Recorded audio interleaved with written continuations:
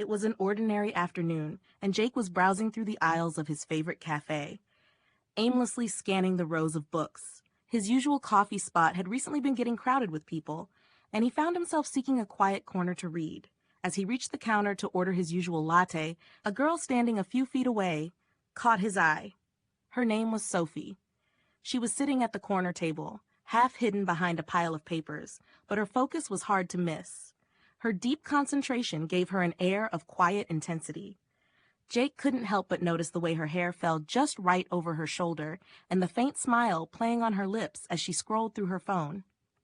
Jake couldn't deny it. There was something magnetic about her. His heart beat just a little faster.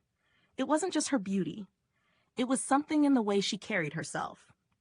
He'd seen her in the cafe a few times before, but today he couldn't shake the feeling that there was something he had to say, something just waiting to slip out. He stood there, latte in hand, eyes fixed on her for a moment. Before he could talk himself out of it, he strode over to her table. Sophie looked up at him, her eyes wide with curiosity. "Hey, I've seen you around here before," Jake started, trying to sound casual. She smiled warmly, setting her phone down. "Yeah, I come here pretty often. It's my favorite spot for getting work done." Jake took a deep breath. "Ouch. I wish you wouldn't do that," he said, eyes twinkling. She furrowed her brow in confusion. "Do what?" "Making my face hurt whenever you cross my mind." Jake grinned, the playful line escaping before he could stop it.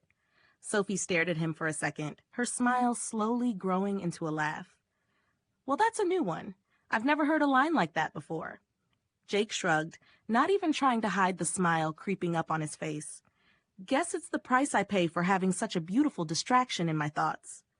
Sophie laughed again, clearly charmed by the unexpected quip. She leaned back in her chair. "You definitely get points for creativity, but just to be clear, you can't leave me hanging now. What's next?" And with that, their conversation flowed easily. Jake found himself talking about everything and nothing all at once. His favorite books, his failed attempts at cooking, and how his friends would definitely laugh at him for using such a cheesy line. Sophie, for her part, shared stories of her own that were equally amusing, and they quickly found a rhythm, their banter light and easy. Before long, hours had passed without either of them noticing. Sophie stood to leave, and Jake couldn't help but feel the excitement of something new, a connection that felt natural, comfortable, and even a little magical. As she grabbed her bag, she looked back at him with a playful smile. "I'm going to need you to come up with another pickup line next time we meet, just to keep things interesting." Jake grinned. "I'll do my best," he said, already planning his next move.